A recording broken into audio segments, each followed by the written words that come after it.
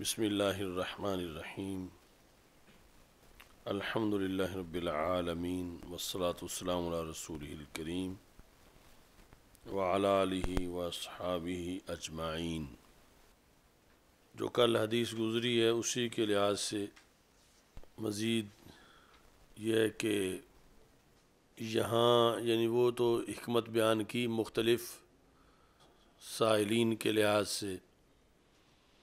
اب یہاں ایک ہی سائل کے جواب میں جو ذکر ہے تو اس میں جہاد کو حج پر مقدم کیا گیا ہے، حالانکہ حج فرض عین ہے اور جہاد فرض کفایہ ہے، اور فرض عین جو ہے اس کی شان بڑی ہے فرض کفایہ پر، مگر مقدم جو ہے وہ فرض کفایہ کو کیا گیا ہے۔ اس کے دو جواب ہیں، ایک یہ ہے کہ جہاد بھی کبھی فرض عین ہو جاتا ہے تو اس واسطے وہ بھی محض فرض کفایہ نہیں، بلکہ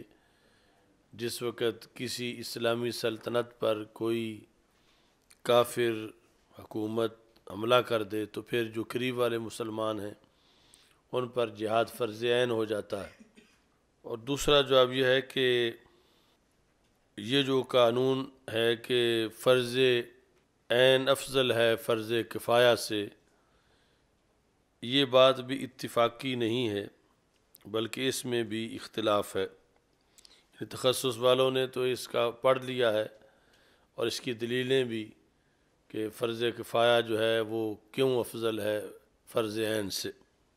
تو امام الحرمین جو ہیں ان کا مختار مذہب یہ ہے کہ فرض کفایہ فرض عین سے افضل ہے،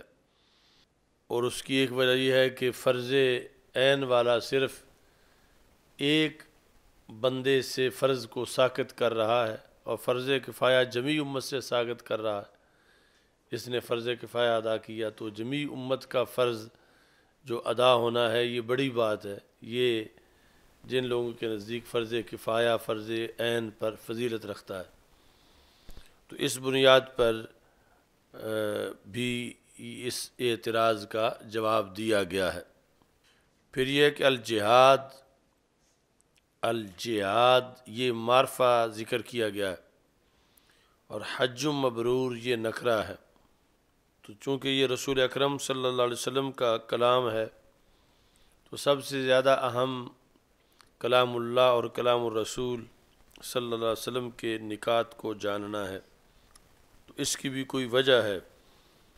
تو الکوثر الجاری میں ایک جواب انہوں نے یہ دیا کہ یہ تفنن فی العبارت ہے، یعنی اگر الحج المبرور ہوتا تو پھر تفنن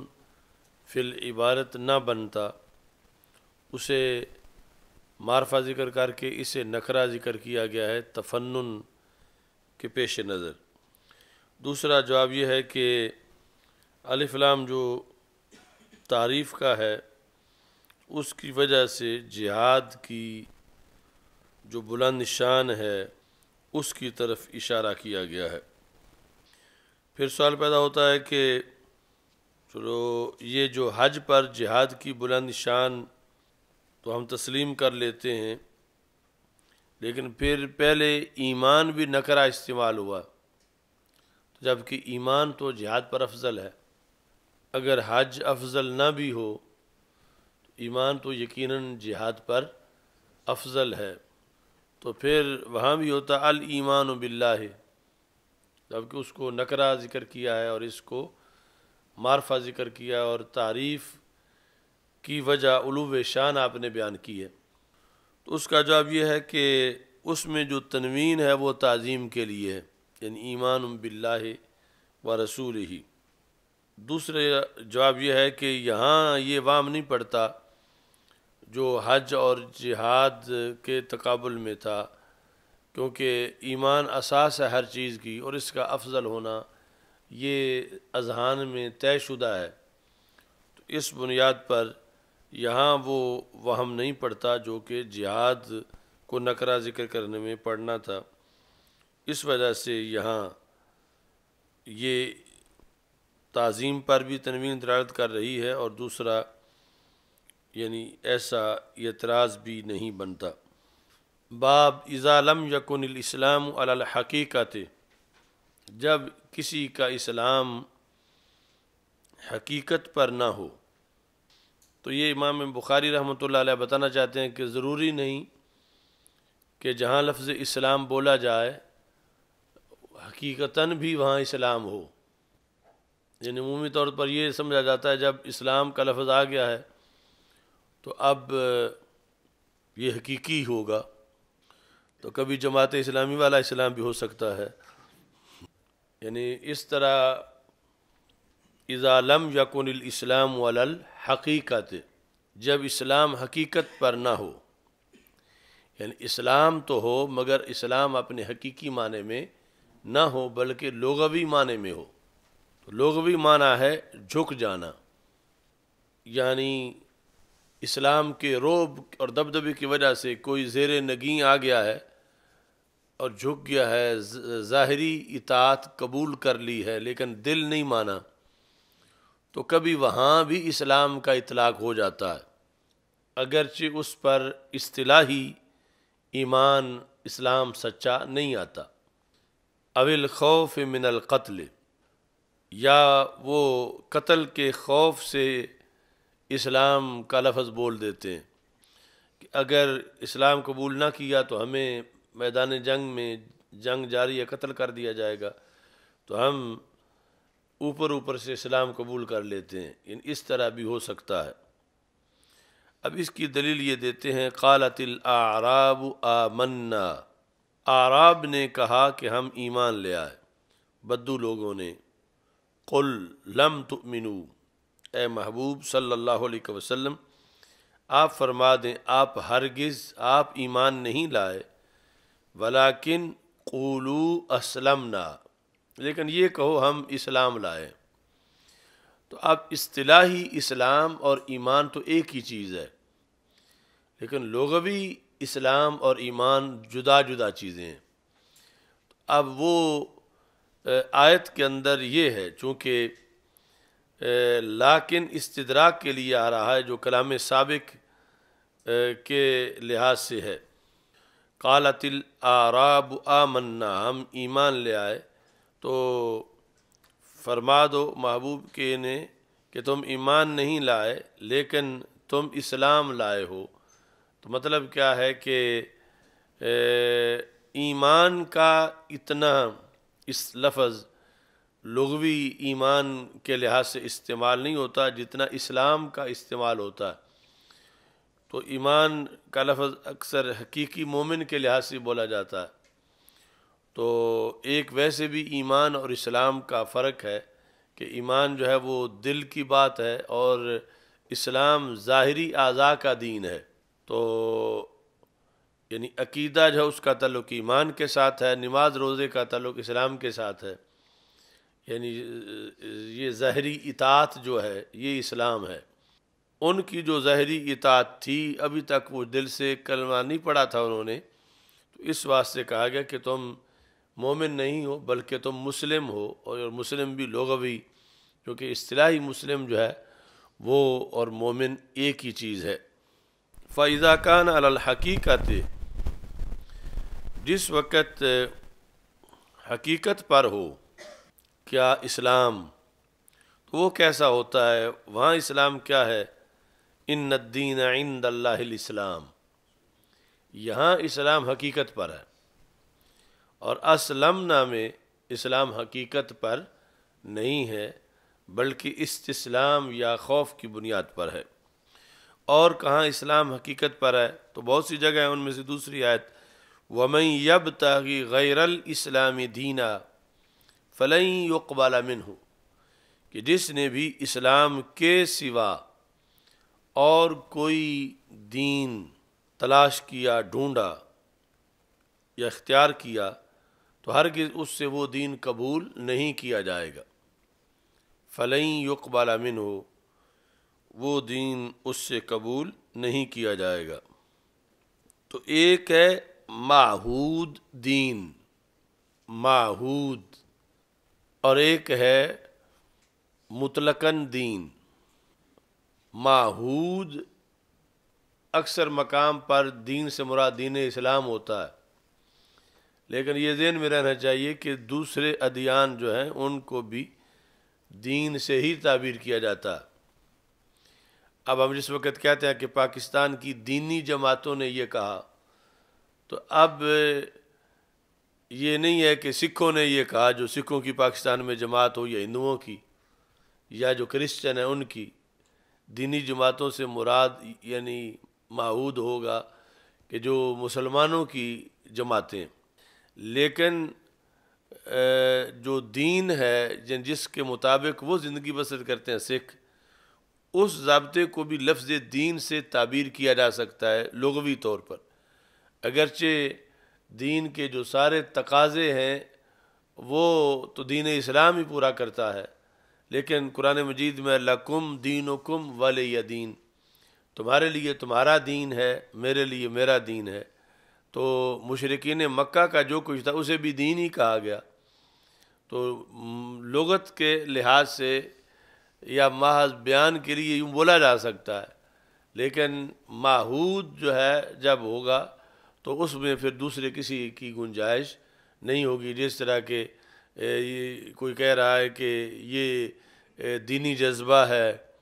یہ دین کا قول ہے، یہ بندہ بڑا دیندار ہے۔ دیندار وہ نہیں جو پنجابی میں جس کو کہتے ہیں،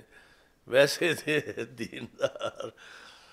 تو اب یہ سارے باتوں میں کیا دین سے مراد ہوگا؟ دین اسلام، یعنی کوئی دوسرا دین نہیں مراد ہوگا، لیکن گنجائش دوسرے کی بھی ہے، اور اس کے لیے پھر کوئی قرینہ ہوگا۔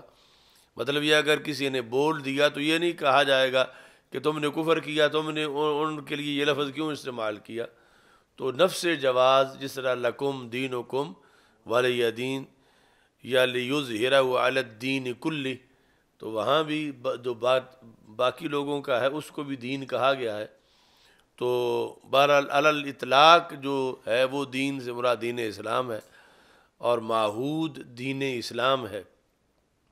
لیکن کبھی دوسرا جو نظریہ ہے لوگوں کا وہ بھی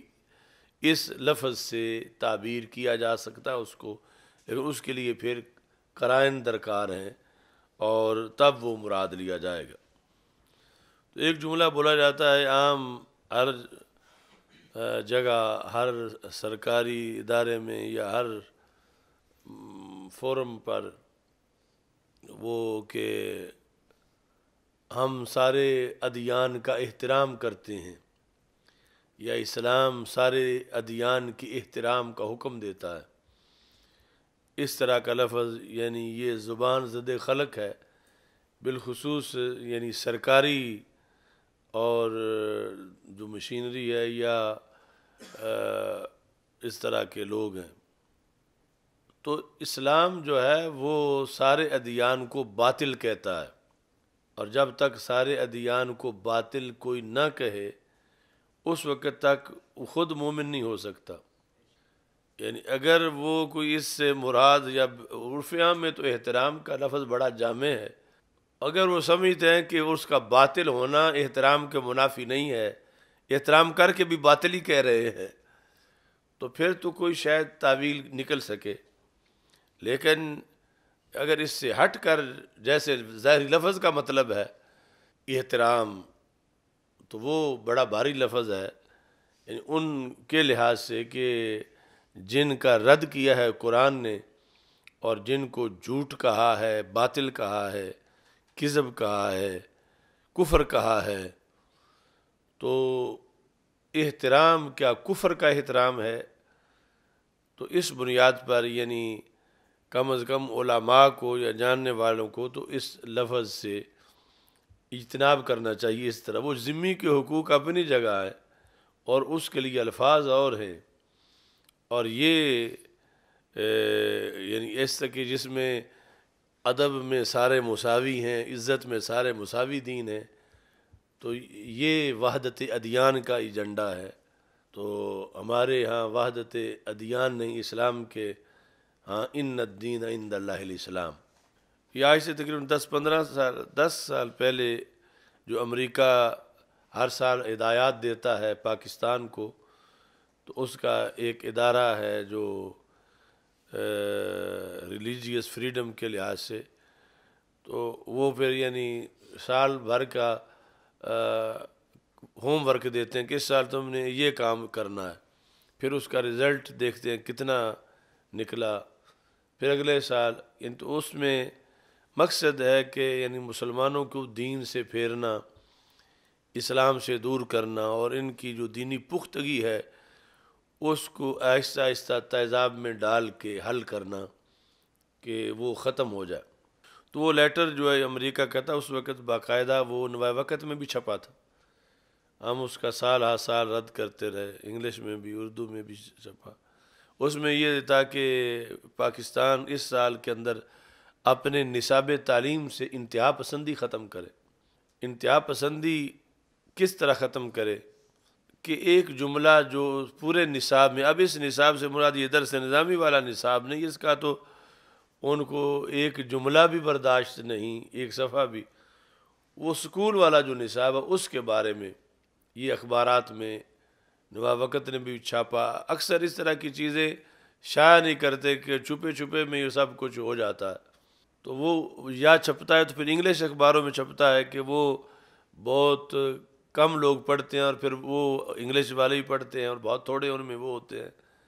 کہ جو اس کو محسوس کر کے اس پر کوئی تحریک یا اس کا کوئی رد کریں، تو عام پھر لوگوں تک بات پہنچتی نہیں ہے۔ تو جملہ یہ تھا کہ یہ جو تم پڑھاتے ہو نا کتابوں میں پرائمری سے لے کر آخر تک کہ صرف اسلام سچا مذہب ہے، یہ انتہا پسندی ہے معاذ اللہ۔ یہ جملہ تم نصاب سے نکالو کہ جب تم صرف اسلام کو سچا کہتے ہو، انہیں وہ کہتے ہیں ہمیں اس سے تکلیف ہے کہ اس سے انتہا پسندی پیدا ہوتی ہے۔ یعنی یہ ساری انہوں نے وضاحت کی ہوئی تھی کہ بچہ جب بچپن سے یہ پڑھ جاتا ہے کہ صرف اسلام سچا ہے، تو پھر وہ باقی ادیان سے نفرت کرتا ہے، باقی ادیان سے دور رہتا ہے، اور یہ ایجنڈا جو ہے امریکہ کا وہ ہے کہ باقی ادیان اور سب ایک جیسے ہیں اور یہ نفرت نہ کرے۔ اب یہ آپ دیکھیں کہ یعنی وہ کس چیز کو انتہا پسندی کہہ رہے ہیں اور کیا چیز بدلوانا چاہتے ہیں اور منوانا چاہتے ہیں۔ وہ جملہ منوانا چاہتے ہیں جس سے انکار قرآن لازم آتا، یعنی ان الدین عند اللہ الاسلام، اس کا ایک ترجمہ جو ہے اس کو وہ بدلوانا چاہتے ہیں۔ اور یہ یعنی ان کو یہ حوصلہ کیسے ہوا کہ مسلمانوں کو یہ کہیں کہ یہ چیز تم بدلو، کہ وہ یعنی اس حد تک لے آئے ہیں کہ اس پر یہ کوئی احتجاج نہیں کریں گے، یعنی ڈائریکٹ کہیں کہ قرآن بدلو تو اس پر احتجاج ہے، ڈائریکٹ کہیں کہ اسلام بدلو۔ اب یہ ہے کہ انتہا پسندی، نصاب سے انتہا پسندی ختم کرو۔ وہ جہاد اور قتال بالسیف وہ تو بڑی دور کی باتیں ہیں، یہ جملہ بھی انتہا پسندی ہے ان کے نزدیک کہ صرف اسلام سچا مذہب ہے، کہ جس کے بغیر کوئی بندہ مومن ہو ہی نہیں سکتا، اور جو اس کتاب میں ہے جس کا نصاب بدلتا ہی نہیں اور نہ اس کتاب کو بدلا جا سکتا ہے۔ تو اس طرح کر کے یعنی اب یہ مثلا انہوں نے وہ سال گزارا، پھر اس کے اثرات دیکھے، اس کے لیے پھر انہوں نے مختلف فنڈ دیے، مختلف چینلوں کو، مختلف اینکر جو ان کو، مختلف سکالر، کہ تم جو ہے یہ ذہن سازی کرو لوگوں میں کہ مل جل کے رہنا ہے اور یہ نفرتیں ختم کرنی ہیں اور سب ایک جیسے ہیں اور کوئی مسئلہ ہی نہیں ہے۔ اور یعنی بظاہر وہ اپنا ایک درد بیان کر رہے ہیں اور پیچھے وہ ڈالر ہیں جو امریکہ نے دیے ہوئے ہیں کہ تم نے یہ جو ہے وہ اس طرح کی فضا ہموار کرنی ہے۔ تو یہ ہر سال ایک وہ دیتے ہیں اور پھر اس کے اثرات مرتب ہوتے ہیں، یعنی بتدریج وہ مسلمانوں کی جو ملی غیرت ہے اور جو مذہب کے ساتھ وابستگی ہے اس کو ڈیمیج کرنے پہ لگے ہوئے۔ یہ پھر بھی اسلام کی حقانیت ہے کہ یہ اللہ کے فضل سے قائم دائم ہے، اور انشاءاللہ لن یزال امر هذه الامة مستقیمہ، جو رسول پاک صلی اللہ علیہ وسلم کا فرمان ہے، اور الدین یعلو ولا یعلی علیہ، تو یہ برقرار رہے گا، غالب رہے گا، اور آج بھی اپنی حجت اور دلیل سے غالب ہے، اور اس کے احکام برقرار رہیں گے، لیکن یعنی دشمن اس حد تک آ چکا ہے کہ ہماری کتاب کیا کہتی ہے، ہمارا دین کیا کہتا ہے، انہیں اس سے سروکار نہیں، انہیں اپنا الو سیدھا کرنے سے سروکار ہے۔ اور وہ تب ہوتا ہے کہ جب مسلمانوں کے اندر سے یہ چیز نکلے، یعنی کہ صرف اب یہ ہے کہ لمبے خطبے اور یہ تقریریں اور آیات اور وَلْيَجِدُوا فِيكُمْ غِلْظَةً اور یہ تقاضے، وہ ساری بعد کی باتیں، ان سے یہ جملہ ان کو کھا رہا ہے کہ صرف اسلام سچا مذہب ہے، یہ نہ بولو، کہ یہاں سے وہ آری رکھ کے کاٹنا چاہتے ہیں۔ تو یہاں جو ہے وہ دین کا لفظ تو ان پر بولا جائے گا، مگر جو دین برحق ہے وہ محض اسلام ہے، یہاں کسی دوسرے کا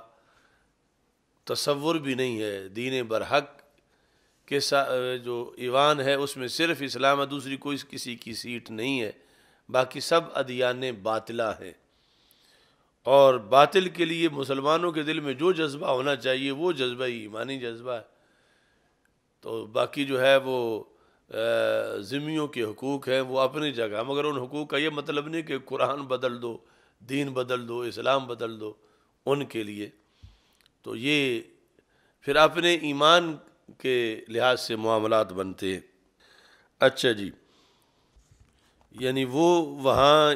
اس طرح کا جملہ بول سکتے ہیں کہ ہم کسی مذہب کو، دین کو، اس کے ماننے والوں کو بلا وجہ ہم نہیں چھیڑتے ان کو، لیکن یہ جو لفظ ہے وہ اس کے ایک اپنے تقاضے ہیں اور اس پر پھر اپنا ایک حکم لگتا ہے۔ اگلی حدیث جو ہے حضرت سعد بن ابی وقاص رضی اللہ تعالیٰ عنہ سے مروی ہے، جو عشرہ مبشرہ میں سے ایک ہیں، قادسیہ کی جنگ کے ہیرو ہیں، 7ویں نمبر پہ اسلام قبول کیا۔ اصحاب ستہ شورا جو تھے، جو حضرت عمر رضی اللہ تعالیٰ عنہ نے شورا قائم کی تھی کہ یہ 6 بندے جو فیصلہ کریں گے میرے بعد وہ امیر المومنین ہوگا، تو ان میں بھی یہ شامل تھے۔ یہ مجاب الدعوہ تھے، یعنی سیف اللسان تھے، زبان سے کسی کے خلاف جو بول دیتے تھے ویسے ہو جاتا تھا۔ ان کو رسول اکرم صلی اللہ علیہ وسلم نے دعا دی تھی، اللہم سدد رمیتہ واجب دعوتہ، ان کا نشانہ سیدھا کر دے، یعنی رمیہ پھینکا ہوا تیر سیدھا جا لگے جہاں یہ ماریں،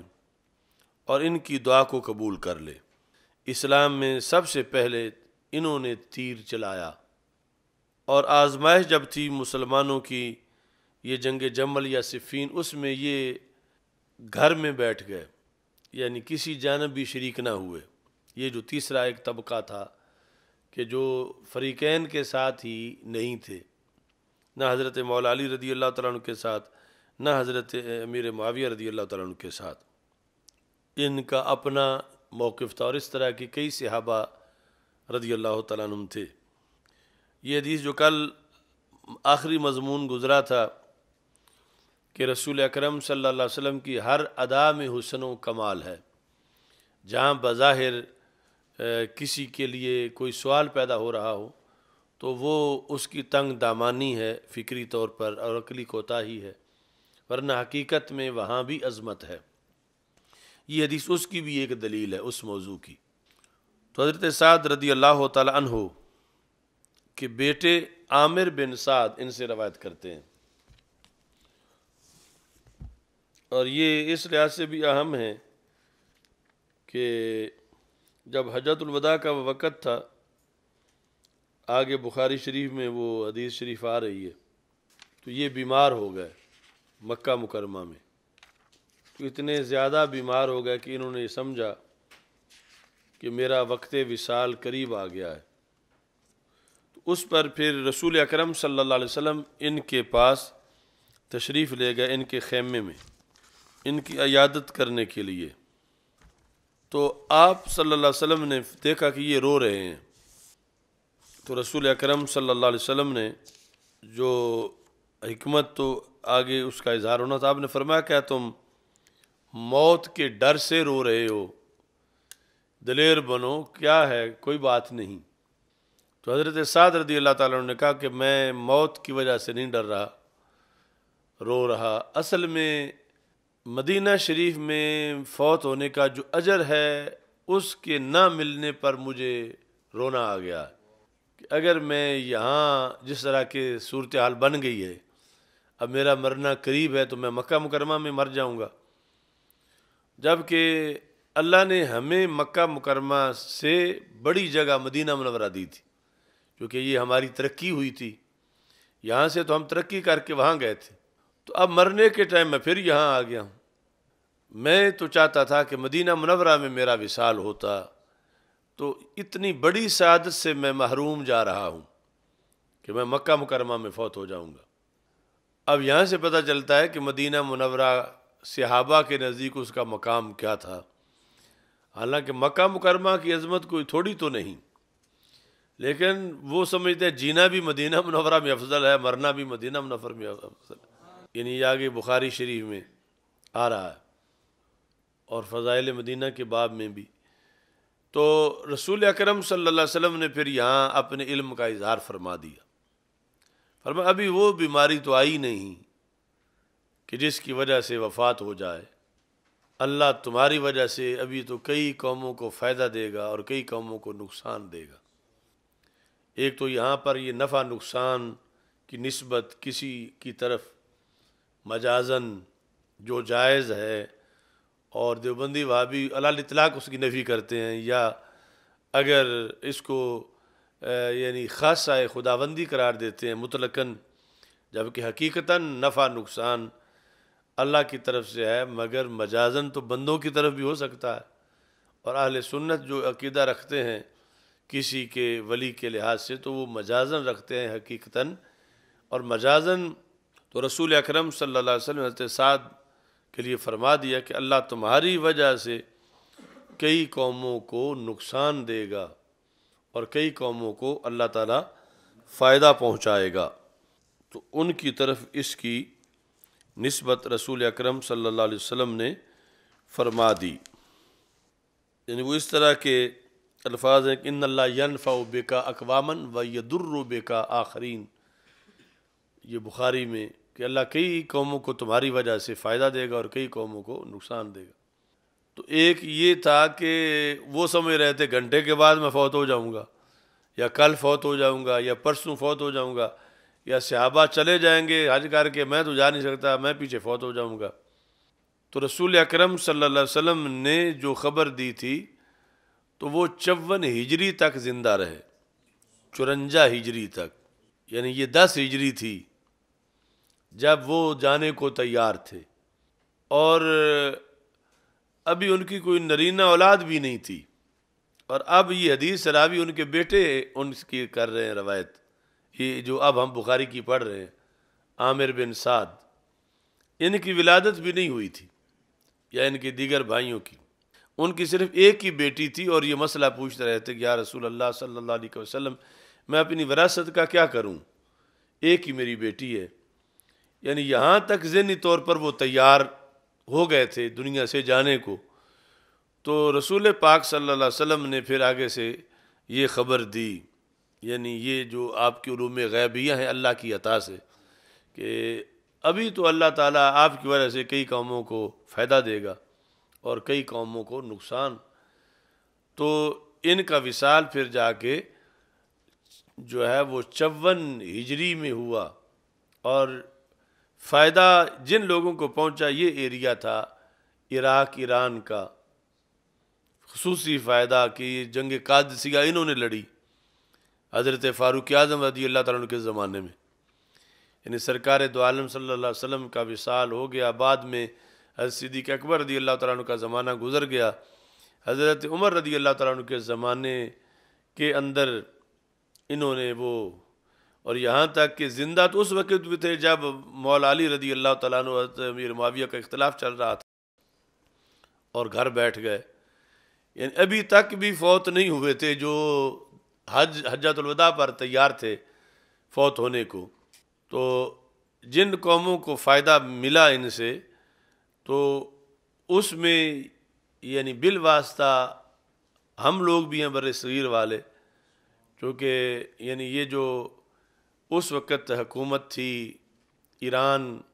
اور عراق ایک تھا، یعنی پرانے جغرافیے میں مزید جو پرانا جغرافیہ ہے اس میں ایران کا ذکر نہیں، صرف عراق کا ذکر ہے، اور عراق کی دو قسمیں پرانے جغرافیے میں ذکر ہیں، ایک کو کہتے ہیں عراق العرب، دوسرے کو کہتے ہیں عراق العجم۔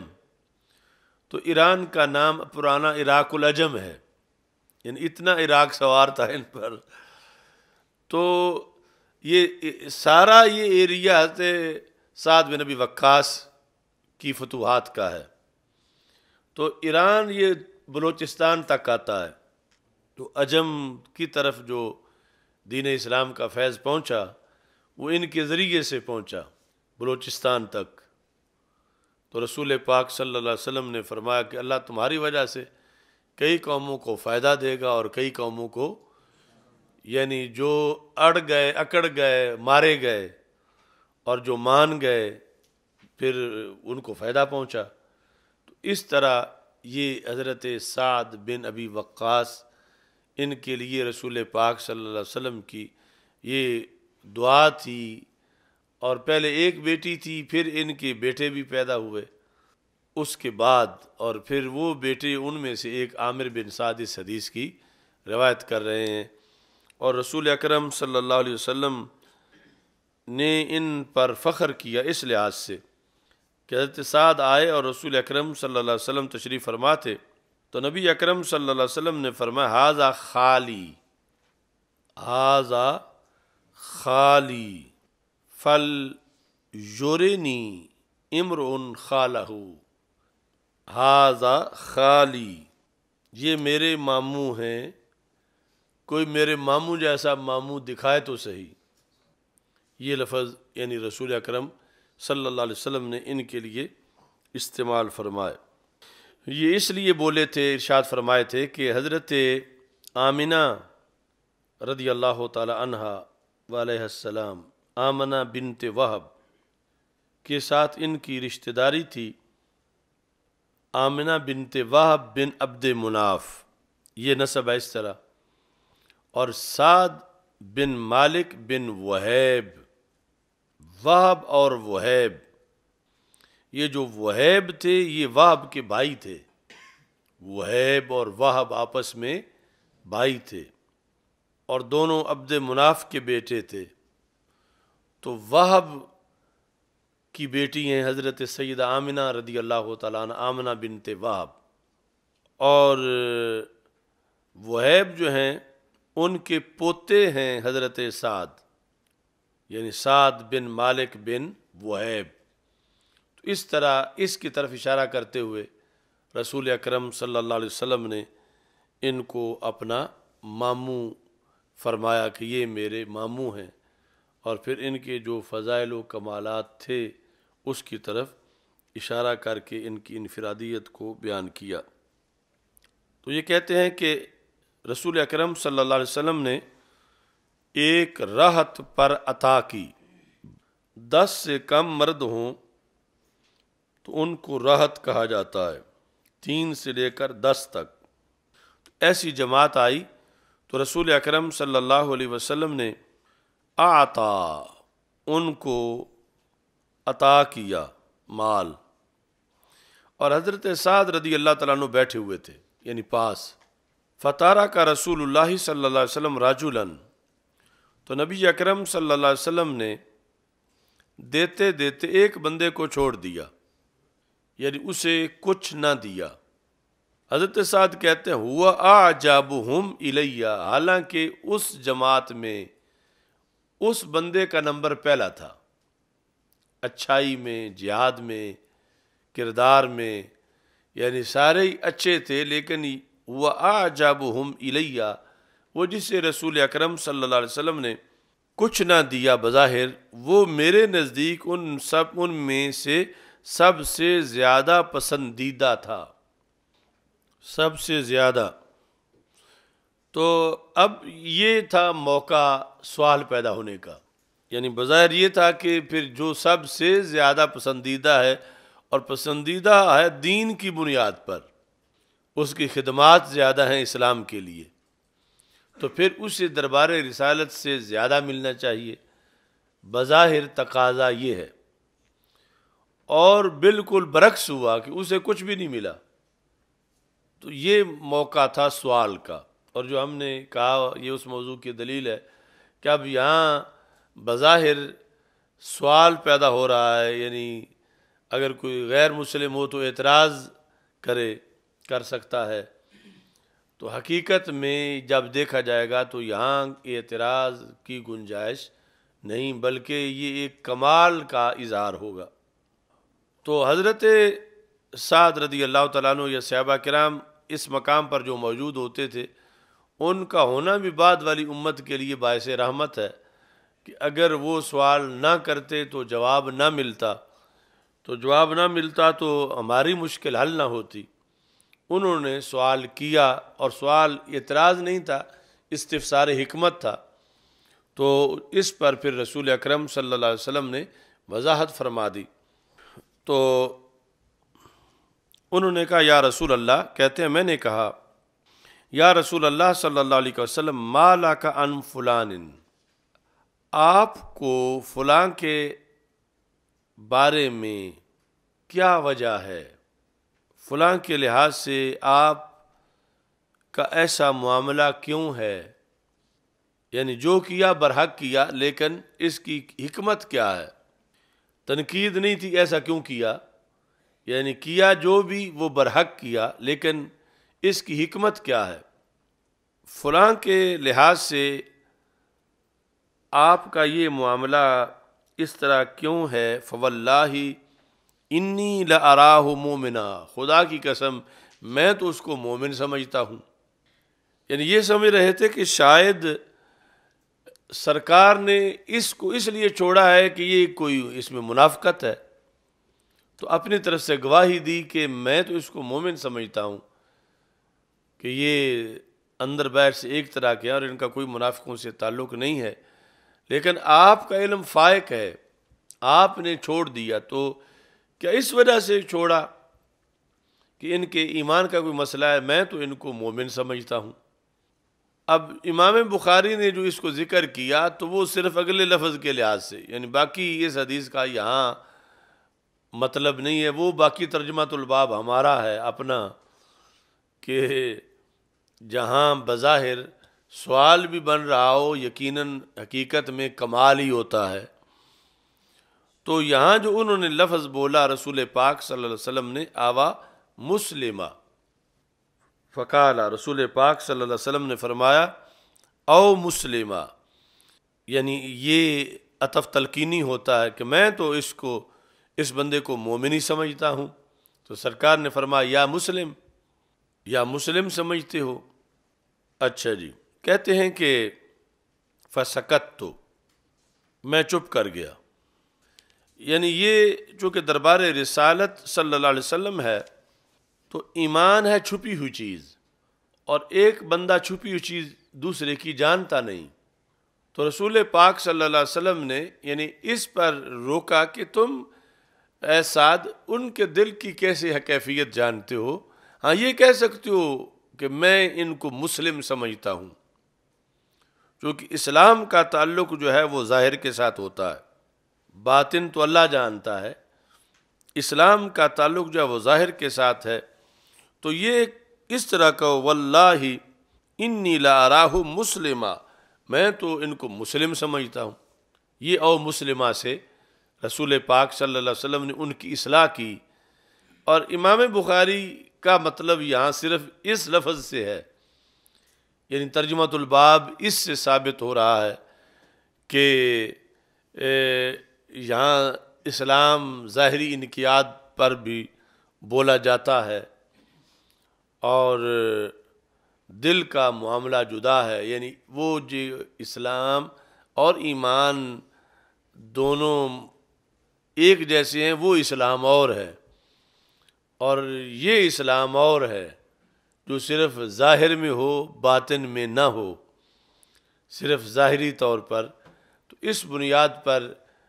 امام بخاری نے جو سرکار دو عالم صلی اللہ علیہ وسلم نے انہیں روکا کہ مؤمنہ نہ کہو بلکہ مسلمہ کہو، کیونکہ ایمان چھپی ہوئی چیز ہے اور تم ان کا نماز روزہ ظاہری طور پر جانتے ہو اور وہ اسلام ہے، تو تم یہ مسلمہ کہو۔ کہتے ہیں میں چپ ہو گیا تھوڑی دیر تک، ثم غلبنی ما اعلم، پھر مجھ پہ غالب آئی وہ چیز جو میرے علم میں تھی، یعنی میرے علم میں تھی کہ یہ پکا مومن ہے، تو میں نے پہلے جواب پر تو چپ کر دی، پھر فعدت لمقالتی، پھر میں نے یہ لفظ بولے ما لک عن فلان فواللہ انی لأراہ مؤمنا، یعنی یہ تھا کہ قرائن سے میں جانتا ہوں کہ ان کی کوئی تعلق ان کا منافقوں کے ساتھ نہیں ہے، کبھی انہوں نے بے وفائی نہیں کی، دو نمبری نہیں کی، یہ ہمیشہ مخلص رہے ہیں۔ تو رسول اکرم صلی اللہ علیہ وسلم نے پھر فرمایا او مسلمہ، تو پھر یہ چپ کر گیا۔ حضرت سعد رضی اللہ تعالیٰ عنہ کہتے ہیں پھر کچھ دیر چپ رہا، ثم غلبنی ما اعلم منہ، پھر جو میرے اندر جذبہ تھا کہ اس بندے کی صفائی میں پیش کروں، یعنی اس کا اپنا مسئلہ ہے تو صفائی تو دوسرے نہیں پیش کرنی ہوتی ہے، تو بندہ بڑا کھرا ہے اور محروم ہے، رہ گیا ہے، اور یہاں جو ہے وہ اب میں بولوں، کہتے پھر میں بولا فعدت لمقالتی وعاد رسول اللہ صلی اللہ علیہ وسلم، میں نے پھر اپنی بات کی تو سرکار نے پھر اپنا فرمان سنا دیا او مسلمہ والا۔ اب یہاں نبی اکرم صلی اللہ علیہ وسلم کا مقصد یعنی اس بندے کا خصوصی طور پر حضرت سعد جس بندے کے بارے میں ان کے بارے میں معاذ اللہ منافقت ثابت کرنا سرکار کا مقصد نہیں تھا، وہ پیور تھے سرکار کے نزدیک، اور سرکار دو عالم صلی اللہ علیہ وسلم کے نزدیک اس جماعت میں یقیناً وہی پہلے نمبر پر تھے۔ لیکن یہ جو ایک نیا مسئلہ چھڑا ہوا تھا کہ مطلقاً قانون اس سلسلے میں امت کو جو دینا تھا کہ کسی کے دل کا معاملہ اور ہے، تم جو جانتے ہو تو ظاہر کے لحاظ سے جانتے ہو، مطلقاً ایک قانون، نہ کہ اس بندے کے لحاظ سے۔ یہ بندہ جو ہے یہ باطن میں بھی مومن تھا، لیکن نفس الامر میں باطن میں بھی مومن ہے، لیکن سرکار ایک قانون اور اصول جو ہے وہ پڑھانا چاہتے ہیں حضرت سعد رضی اللہ تعالیٰ عنہ کو۔ تو یہ دو جدا جدا چیزیں ہیں، یعنی او مسلمہ کہہ کے رسول پاک صلی اللہ علیہ وسلم یعنی یہ نہیں بتانا چاہتے کہ تم دل نہیں جانتے، دل کا معاملہ اور ہے اس بندے کا، نہیں، مطلقاً یعنی گواہی دینی پڑے تو وہ دو جو تمہیں پتہ ہے، قطع نظر اس بندے کے، اس کی بات نہیں، مطلقاً کسی کے لحاظ سے۔ یعنی آج ہمارا تو جو کہ معاملہ ہو رہا ہے اور وہاں دربار رسالت اور شریعت کی پابندی ہے اور ایمان کا تعلق دل سے اور دل چھپا ہوا ہے، تو ایک بندہ دوسرے بندے کے دل کی گواہی کیسے دے؟ تو ظاہر کے لحاظ سے فرمایا کہ تم جو ہے وہ اس کے مسلمہ کہو، اور پھر بعد میں یہ بھی سبق بن گیا کہ رسول پاک صلی اللہ علیہ وسلم نے یہاں تک فرما دیا، یعنی آج کے لحاظ سے جو رفتہ رفتہ تربیت کی، تو وہ حدیث شریف جو مساجد کے لحاظ سے ہے، اذا رأیتم الرجل یتعاہد المسجد فاشہدوا لہ بالایمان، کہ جب تم دیکھو ایک بندے کو کہ وہ مسجد سے دلچسپی رکھتا ہے تو تم اس کے ایمان پر گواہی دے دو۔ اب ایمان پر گواہی ہے، اسلام کا لفظ نہیں، ایمان پر گواہی دے دو، مطلب یہ تمہیں غیب تو نہیں آتا، لیکن یہ قرائن ہے کہ اگر اس کا مسجد سے تعلق ہے، نماز پڑھتا ہے، مسجد بناتا ہے، مسجد کے کام کے لیے وقت نکالتا ہے، پیسہ دیتا ہے، اس طرح کی صورتحال ہے یتعاہد، تو اس کے لیے تم گواہی دے دو، یعنی اس قرینے کو دیکھ کر، یہ ظاہر دیکھ کر اس کے باطن پر، تو اس طرح پھر آگے یعنی جو اسلام میں شہادت کا سلسلہ یعنی گواہی کا شروع ہوا، مگر یہ ابھی بنیاد تھی، اور پھر جو قطعی طور پر وہ اس وقت کہہ رہے تھے جب ابھی تک وہ سبق پڑھایا نہیں گیا تھا اور اس کے لیے اور معاملات تھے، تو نبی اکرم صلی اللہ علیہ وسلم اس لحاظ سے آپ روک رہے تھے، تو یعنی ان کا اپنا مسئلہ نہیں تھا جو آئے ہوئے تھے، مسئلہ اس وقت کے اصول اور قانون کا تھا، قطع نظر ان کے. چونکہ ابھی اگلی حدیث میں انہی لفظوں میں اسی میں ثابت ہوگا کہ رسول پاک صلی اللہ علیہ وسلم کے نزدیک بھی اس بندے کا پہلا نمبر ہی تھا ان میں سے، وہ پکا مومن تھا، یہ پکے صحابی تھے. تو یہ مطلب ہے کہ اصول ہونا ایک علیحدہ چیز ہے، وہاں جو معین بندہ ہے اس کا معاملہ ایک علیحدہ چیز ہے. اس کی کیا شان تھی؟ یہ لفظ ہیں کہ ہمارے آقا صلی اللہ علیہ وسلم نے فرمایا یا سعد انی لأعطی الرجل وغیرہ احب الی منہ، کچھ لوگوں کو میں مال دے دیتا ہوں حالانکہ جسے نہیں دیا وہ تو میرا بڑا محبوب ہے. فغیرہ، غیرہ یہ ان سب کا غیر ہے جن کو مال دیا گیا ہے. کون؟ یہ جس کے بارے میں ساتھ کہہ رہے ہیں. تو سرکار فرماتے احب الیہ، یہ نہ سمجھو یہ میرا پیارا نہیں، میں کچھ لوگوں کو مال دیتا ہوں تو اس مال سے تم میرٹ نہ بناؤ کہ جن کو مال ملا یہ سرکار کو زیادہ پسند تھے اور جن کو نہیں دیا وہ زیادہ پسند نہیں. رب میرے ہاں یہ بھی اصول چلتا ہے وغیرہ احب الیہ، کہ جس کو بظاہر نہیں دیا اسے حقیقت میں زیادہ دیا، کیونکہ مال کا اور مقام ہے اور کسی کو محبوب بنا لینا یہ اور مقام ہے. اور صرف محبوب نہیں، احب، وغیرہ احب الیہ، حالانکہ جو اس کا غیر ہے یعنی یہی بندہ یہ ان کا غیر ہے جنہیں مال دیا گیا اور یہ میرا زیادہ محبوب ہے. اور تم اس بیس پہ فیصلہ کر رہے ہو کہ یہ محروم ہو گیا، بندہ اچھا تھا تو محروم نہیں ہوا، اور نہ یہ ہے کہ یہ اچھا نہیں ہے، یعنی یہ واقعی اچھا ہے اور ان سے یہ فائق ہے. تو میں نے اس کو ترجیح دی ہے ان پر. وہ نئے نئے آئے ہیں،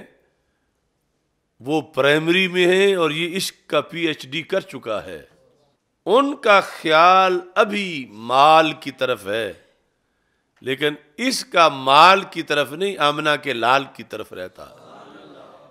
غیرہ احب الیہ.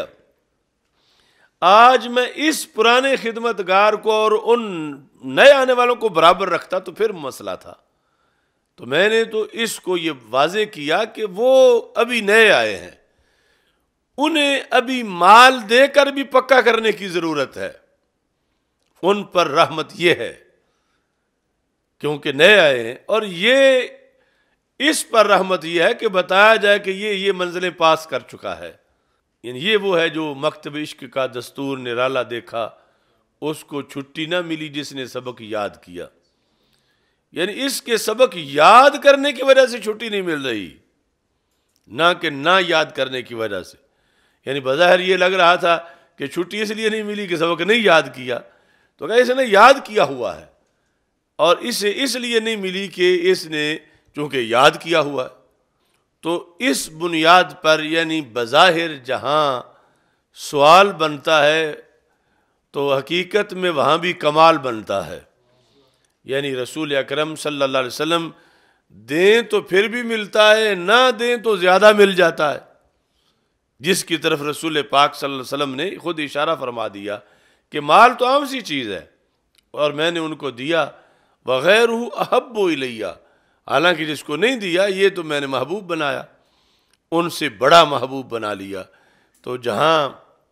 اب حضرت سعد کی معرفت، دانش اور علم ہم جیسوں سے کروڑ درجہ بلند ہے، انہیں بھی حاجت پڑی پوچھنے کی، جس طرح حضرت مولا علی رضی اللہ تعالیٰ نے پوچھا انک سباق الی الخیرات. تو یہاں انہوں نے پوچھا کہ یہ اعجبہم الیہ، اور پھر اتنی بار بولنا پڑا کہ یہ میرے نزدیک تو سب سے زیادہ پسندیدہ، زیادہ مستحق ہی یہ تھا کہ باقی کو تھوڑا تھوڑا ملتا، اس کو زیادہ ملتا، اور آپ نے باقی سب کو دیا، اس کو کچھ بھی نہیں دیا. تو پھر پتہ چلا کہ جسے بظاہر کچھ بھی نہیں دیا اسے ان سب سے کہیں زیادہ دیا. تو یہ ہے دربار رسالت صلی اللہ علیہ وسلم کی شان کے ہر انداز میں ہی کمال ہے، اور جو بھی آپ نے اپنایا اس کے اندر حسن ہے اور اس کے اندر جمال ہے۔ غیرہ احب الیہ،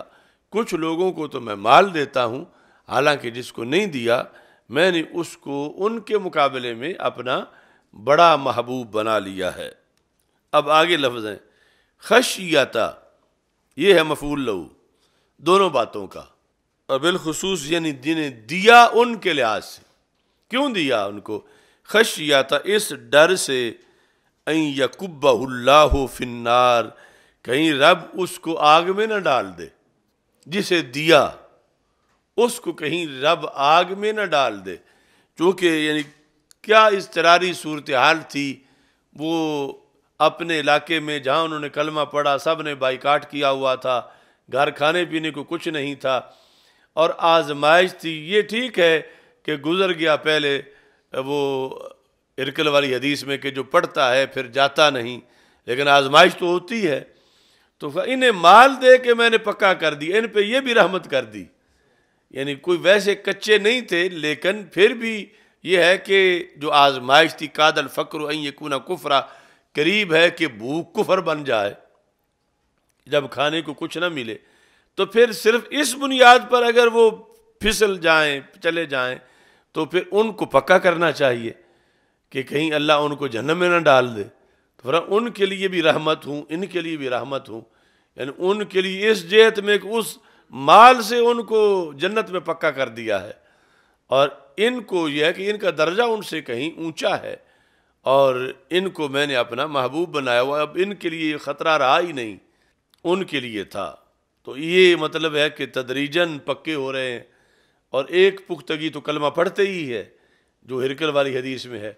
اور باقی آگے پھر رسول پاک صلی اللہ علیہ وسلم دھیان بھی رکھتے ہیں مزید ان کے لحاظ سے، اور یہ بطور خاص جو ہے وہ واضح فرما دیے۔ تو اب یہاں جب غیر احب الیہ آیا تو وہ بات جو میں نے پہلے کی وہ ثابت ہوئی کہ جب سرکار او مسلمہ فرما رہے تھے تو رسول پاک صلی اللہ علیہ وسلم اس سے اس بندے جسے کچھ نہیں دیا تھا اس کے بارے میں نہیں کر رہے تھے کہ تم نہیں جانتے اس کے دل میں کیا ہے، یعنی یہ منافق ہے، یہ مطلب نہیں تھا۔ یعنی وہ تو سرکار کے نزدیک بھی پہلے نمبر پر ہی تھا، لیکن ایک جو اصول تھا اس اصول کو بیان کر رہے تھے۔ یعنی اصول ہونا اپنی جگہ پہ ہے، اصول کے باقی گفتگو جس کے لحاظ سے ہو رہی ہے وہ اپنی جگہ پر ہے، یہ دونوں جدا جدا چیزیں ہیں۔ یعنی گفتگو کا مطلب اس بندے کا منافق ہونا ثابت کرنا نہیں تھا، لیکن ایک قاعدہ تھا کہ تم اپنے مرتبے میں جو بات شریعت کے تحت کر سکتے ہو ویسی بات کرو میرے سامنے گواہی دیتے ہوئے، جبکہ سرکار اپنے سورسز سے جانتے ہیں کہ وہ مومن ہے، لیکن جو اصول تھا اس کے لحاظ سے اس وقت جتنا یعنی ضابطہ رکھا ہوا تھا آپ اس لیے او مسلمہ فرما رہے تھے۔ حضرت مجدد الفسانی رحمۃ اللہ علیہ اس لیے وہ مکتوبات شریف میں جب یزید کی بحث کرتے ہیں تو آپ فرماتے ہیں ہم جو یزید پر لعنت کے قائل نہیں، اس لیے نہیں کہ وہ مستحق نہیں، یعنی یہاں تک لفظ بولے، کہا کہ وہ مستحق ہے، لیکن فرمایا ایک علیحدہ اصول کی بنیاد پر جو امام اعظم ابو حنیفہ رحمۃ اللہ علیہ نے لکھا ہوا ہے، اور وہ اصول صرف یزید کی وجہ سے نہیں بنایا گیا کہ جس کا کفر پہ مرنا قطعی طور پر ہو پھر اس پہ لعنت کی جائے، کہا کہ وہ تو ویسے دین کا ایک اصول ہے، وہ یزید کو کوئی رعایت دینے کے لیے نہیں کہا گیا، وہ اصول اپنی جگہ طے شدہ ہے، اور اس اصول کو ہم سامنے رکھتے ہیں جو امام اعظم ابو حنیفہ رحمۃ اللہ علیہ نے لکھا، نہ یہ کہ اس کے کرتوت ایسے نہیں تھے کہ اس پہ لعنت کی جائے، یعنی وہ لکھا کہ وہ مستحق لعنت تھا، لیکن ہم جو نہیں کرتے تو اس اصول کی بنیاد پر جو صرف اس وجہ سے نہیں بنایا گیا جو ویسے اسلام کا اصول ہے اس کو پیش نظر رکھتے ہوئے، تو یہ یعنی اس بات کے ساتھ اس کی مشابہت تھی کہ اصول اور اس کی تطبیق یہ دو جدا جدا چیزیں ہیں، اور اصول اپنی جگہ اصول ہے، وہ کسی کی رعایت کے لیے نہیں، وہ ویسے ہے، اور آگے پھر اس کی تطبیقات ہیں۔ اچھا جی، خشیۃ ان یکبہ اللہ فی النار، اللہ اس کو اس ڈر سے کہ کہیں اللہ اس کو آگ میں نہ ڈال دے۔ یہاں سے آ کے عربی تھوڑی سی پنجابی سے بھی مل جاتی ہے، پنجابی تھوڑی سی آ کے عربی سے بھی مل جاتی ہے، ویسے تو ہے نہیں، لیکن ان کبیاں کر دو، ان کبا کر کے اگوے سٹو جڑا، تو یہ وہ یعنی عربی کا ہے ان یکبہ اللہ ہو، کہ کہیں آگ میں اللہ اس کو نہ ڈال دے۔ یہ لفظ جو ہے وہ عام کے لحاظ سے قطع نظر یہاں والے جو لوگ ہیں ان سے ہٹ کے۔ اچھا جی، جو ہم نے بولا اب یہ ہے کہ یہاں لکھا ہے کہ جن صحابہ کا نام سعد ہے ان کی تعداد 100 سے زیادہ ہے، یعنی 100 سے زیادہ صحابہ رضی اللہ تعالیٰ عنہم کا نام سعد ہے۔ اب یہ ہے، ایک ہوتا ہے بیان مبہمات، وہ مبہمات کچھ قرآن میں بھی ہیں، مثلا صرف عبد کا ذکر آیا کسی اور کے بارے میں سرکار سے ہٹ کے، یا رجل کا ذکر آیا، اللہ زی من آیا، من یخرج من بیتہ، تو وہ من کون تھا؟ تو یہاں یہ بندہ کون تھا؟ یہ جن کے بارے میں پھر حضرت سعد کہہ رہے تھے، یہ کون سے صحابی تھے کہ جن کو پھر رسول پاک صلی اللہ علیہ وسلم نے ان کی یہ شان بیان کی کہ وہ تو ان سب سے زیادہ میرے محبوب ہیں۔ یہ تھے حضرت جعیل بن سراقہ، جعیل جعل سے تصغیر جعیل، جعیل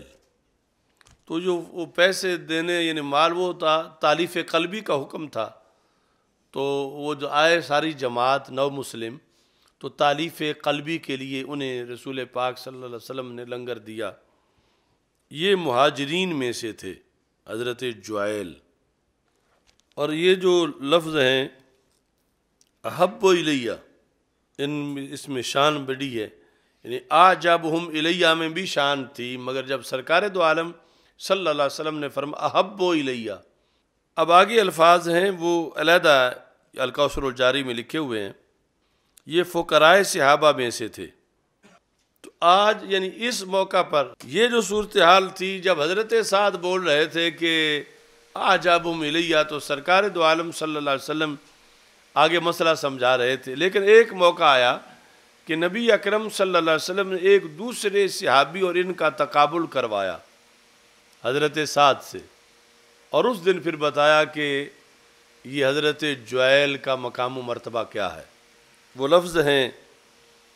کہ رسول پاک صلی اللہ علیہ وسلم نے فرمایا یا سعد کیف تری جعیلا، اب یہ بھی یعنی عینی میں جعیل ہے اور الکوثر الجاری کے اندر جعبل ہے، یعنی با کے ساتھ ہے اور تصغیر نہیں ہے۔ کیف تری جعبلا، کیا رائے ہے تمہاری ان کے بارے میں؟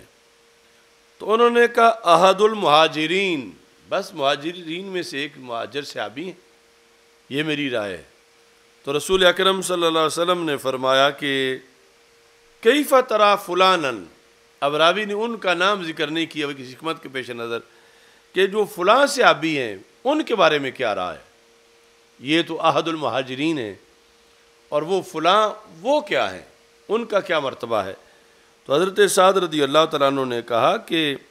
من سادات الناس، وہ تو سرداروں میں سے ہیں، وہ سادات ناس میں سے ہیں، یعنی سادات یہاں لغوی معنی کے لحاظ سے، لیکن وہ تو لیڈر ہیں، لیڈر قسم کے بندے ہیں جن سے آپ تقابل کروانا چاہتے ہو، یہ احد المہاجرین ہیں اور فقیر ہیں، اور وہ سادات ناس میں سے ہیں۔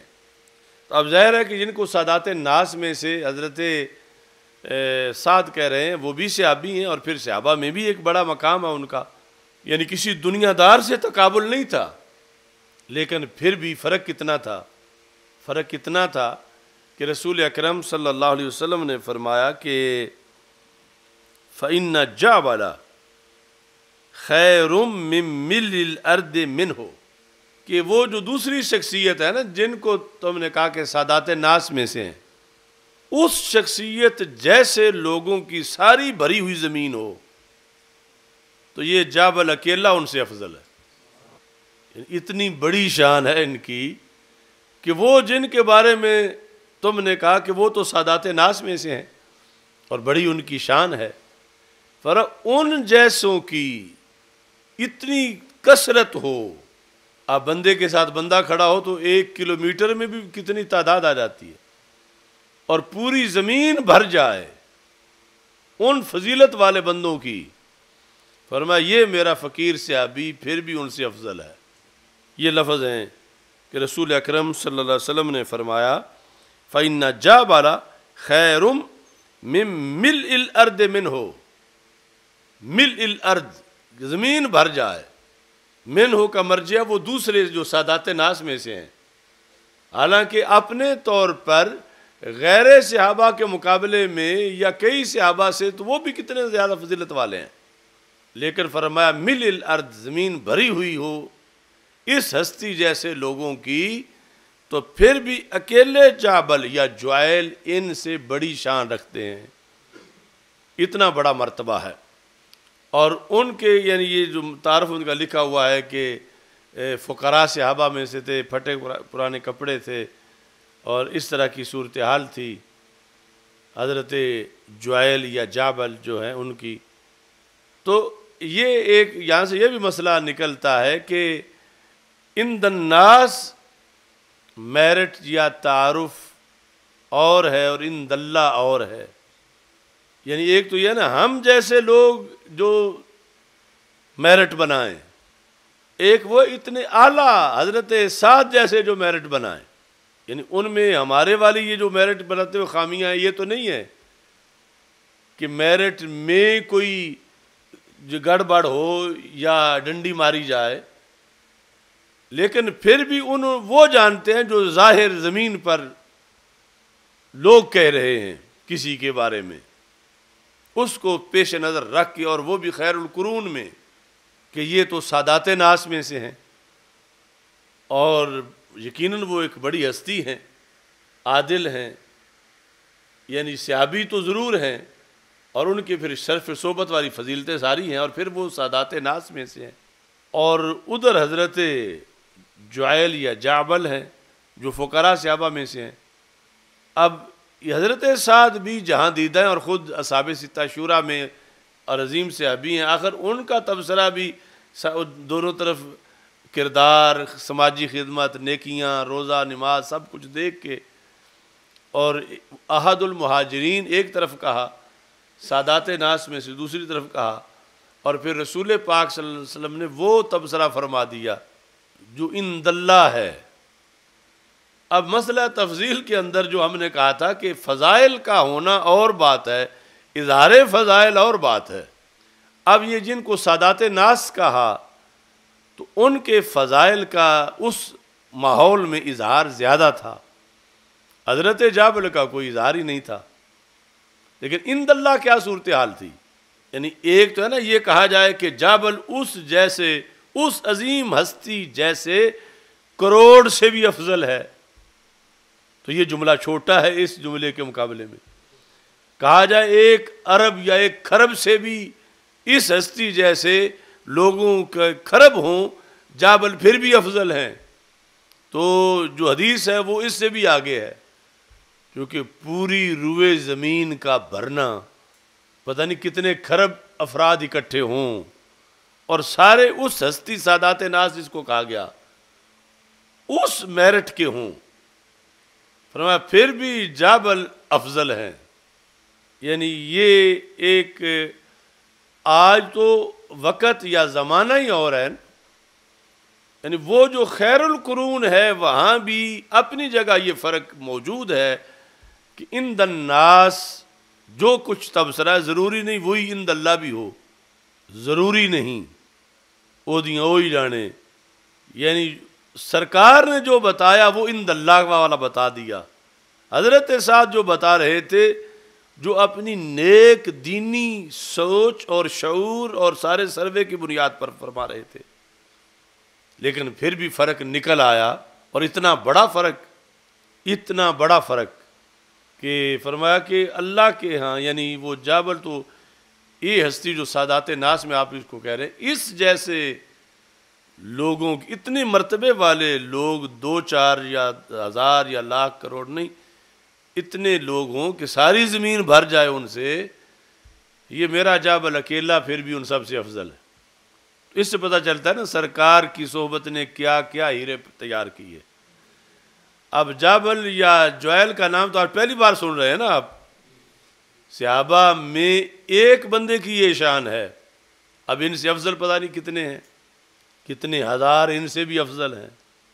اس واسطے حضرت مولا علی رضی اللہ تعالیٰ عنہ نے جس وقت حضرت صدیق اکبر رضی اللہ تعالیٰ عنہ کی شان بیان کی،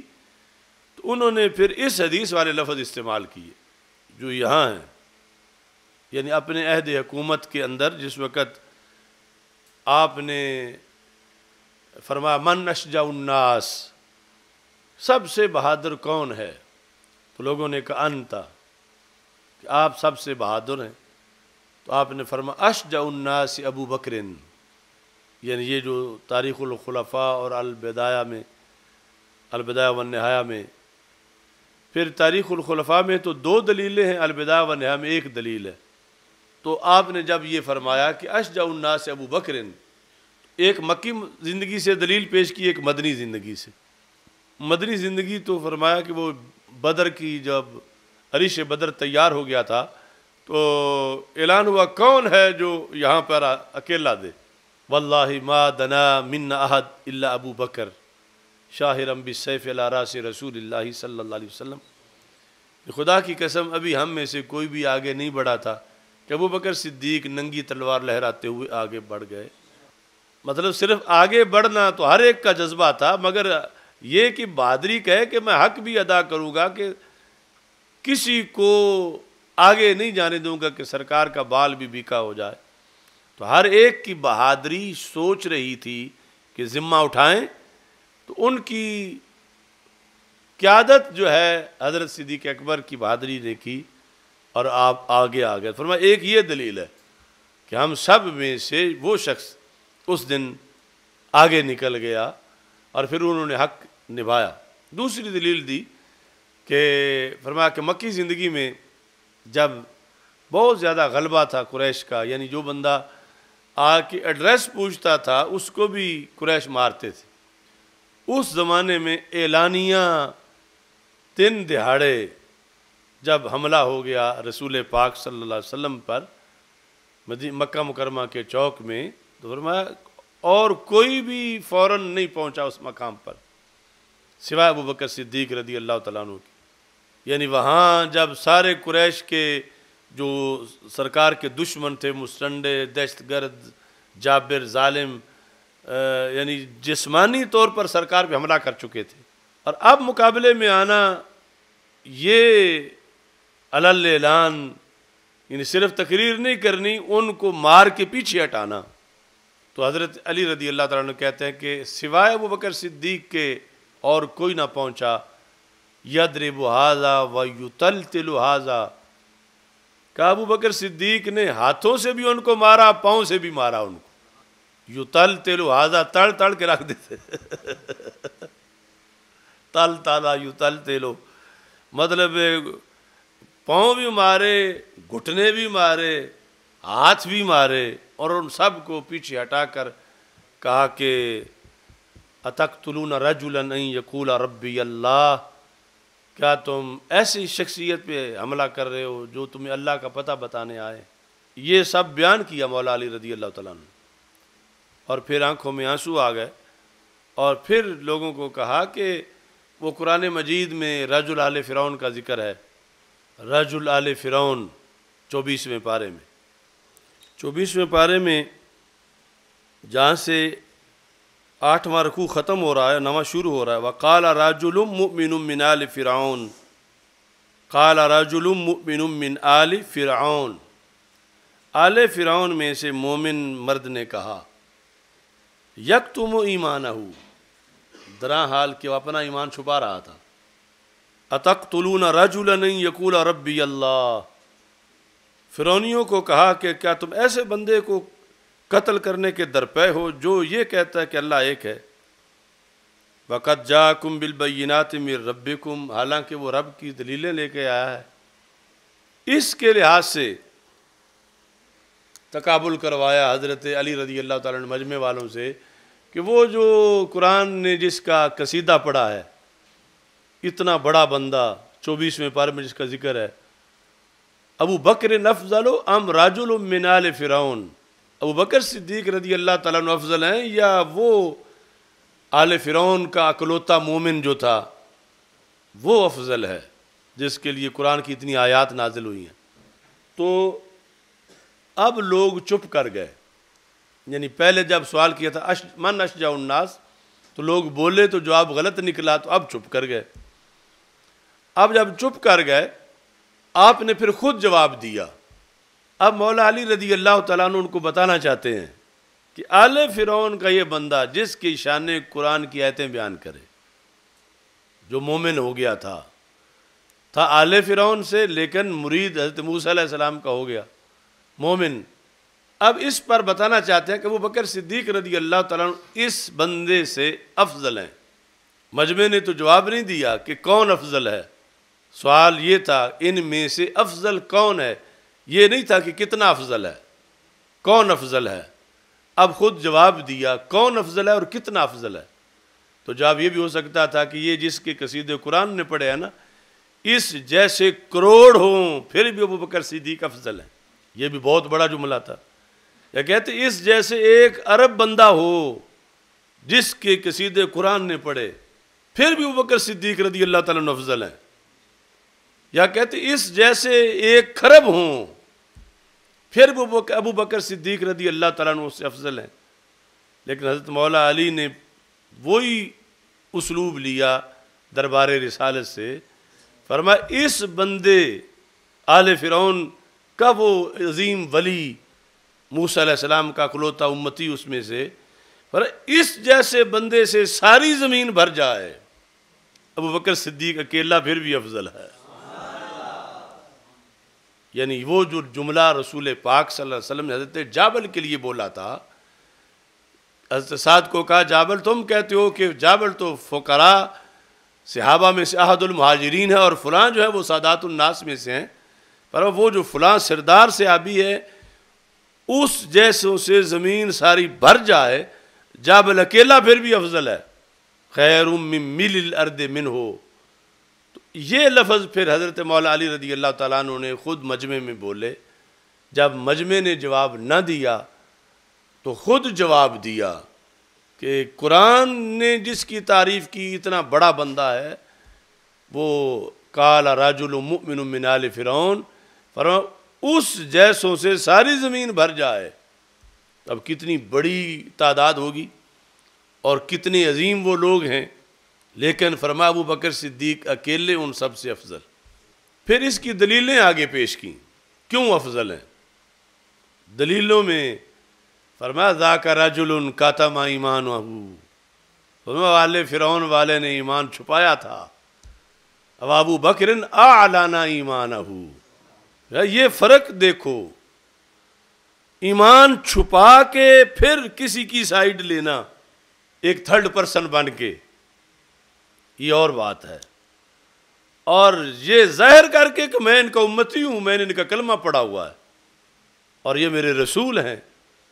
اور پھر ان کے تحفظ کے لیے کھڑا ہو جانا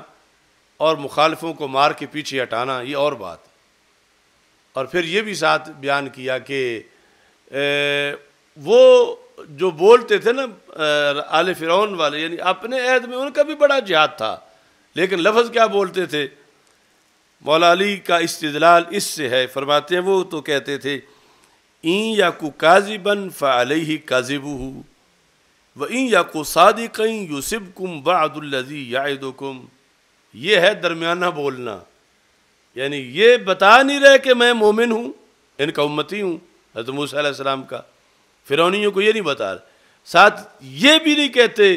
کہ یہ 100% سچے ہیں موسیٰ علیہ السلام. کیا کہتے ہیں؟ کہتے ہیں اگر جھوٹے ہیں تو پھر خود ہی انہوں نے جواب دینا ہے، اگر سچے ہیں تو پھر ویسے ہی سچے ہیں. یعنی مولا علی رضی اللہ تعالیٰ عنہ نے تقابل کرتے ہوئے جو دلیلیں دی ان میں کہا کہ وہ تو یہ نہیں کہہ رہے تھے کہ یہ بالیقین سچے ہیں موسیٰ علیہ السلام اور میں ان کا امتی ہوں اور میں ابھی تیس نیس کر دوں گا تم کو، تم اگر بیلی آنکھ سے دیکھو گے. اس طرح کا انداز نہیں تھا. کہ ابو بکر صدیق یضرب ھذا ویطلطل ھذا، جنہوں نے حملہ کیا تھا ان کو تڑ تڑ کے رکھ رہے تھے اور ساتھ یہ بول رہے تھے اور یہ کہہ رہے تھے کہ یہ 100% سے بھی زائد سچے ہیں.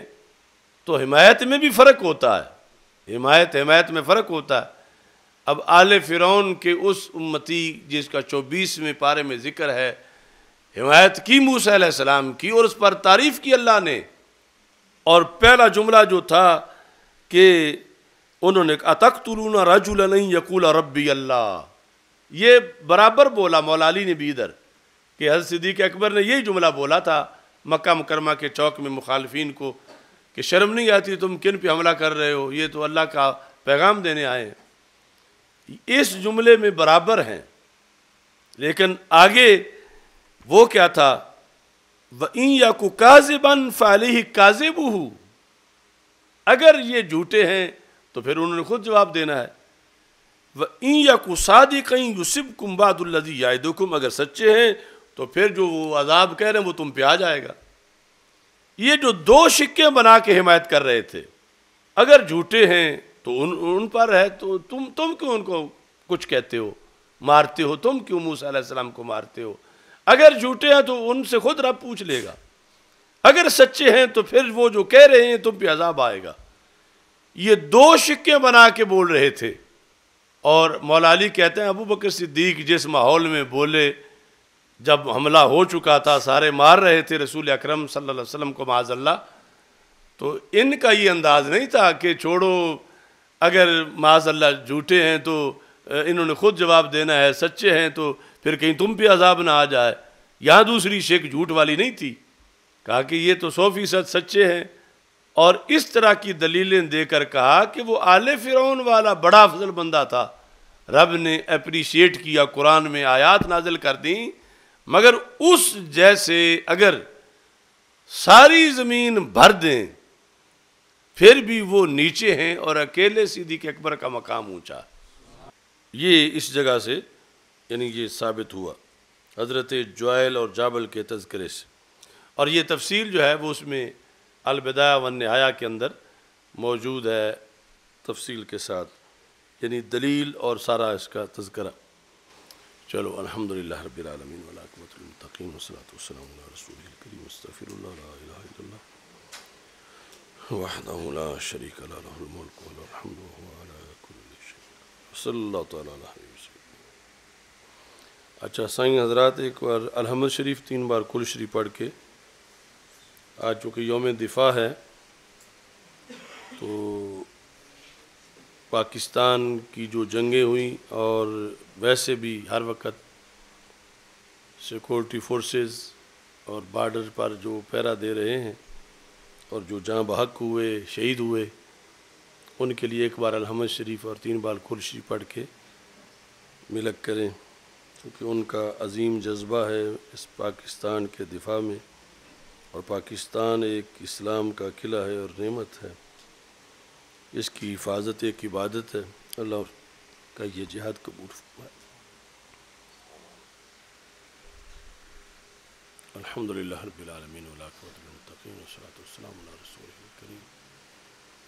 یا الہ العالمین، جو کچھ ہم نے پڑھا اس پہ سامرت فرما، رسول اکرم صلی اللہ علیہ وسلم کے حکم کی پیش کرتے ہیں قبول فرما.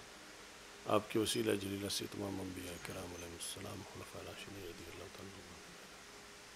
اہل بیت اطہار رضی اللہ تعالیٰ عنہم، ازواج مطہرات رضی اللہ تعالیٰ عنہم، مسلمین والمسلمات، بالخصوص شہداء پاکستان کی ارواح کے لیے پیش کرتے ہیں. شہداء افواج پاکستان کی ارواح کے لیے، سیکورٹی فورس کے شہداء کے لیے پیش کرتے ہیں. درجات بلند فرما، گھروں میں پیچھے خیر و برکت عطا فرما. صلی اللہ تعالیٰ علیہ وسلم.